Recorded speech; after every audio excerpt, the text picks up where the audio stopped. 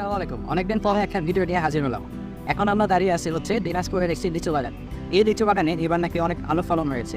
আমরা এই ভিডিওতে আপনাদের দেখাবো কীরকম ফলন হয়েছে, চিনি কোন ধরনের লিচু এই বাগানে পাওয়া যায় এবং এই বাগান থেকে আসলে কৃষকরা কী পরিমাণ লাভবান হবেন সে সম্পর্কে আমরা এই ভিডিওতে বিস্তারিত জানাবো।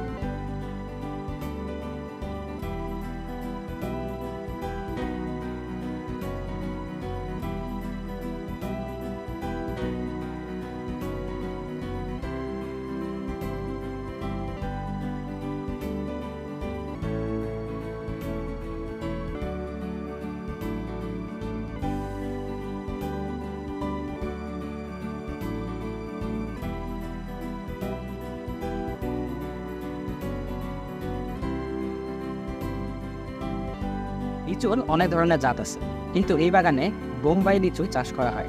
আমরা এখন যে মুহূর্তে দাঁড়িয়ে আছি এই বাগানে হচ্ছে অত পরিপক্ক হয়নি, এখনো পরিপক্ক হতে এখনো 7 দিন সময় লাগবে। আমরা এখান থেকে একটা লিচু ছিঁড়ে দেখবো যে আসলে কীরকম হয়েছে। আমরা একটা লিচু ছিঁড়ে দেখি।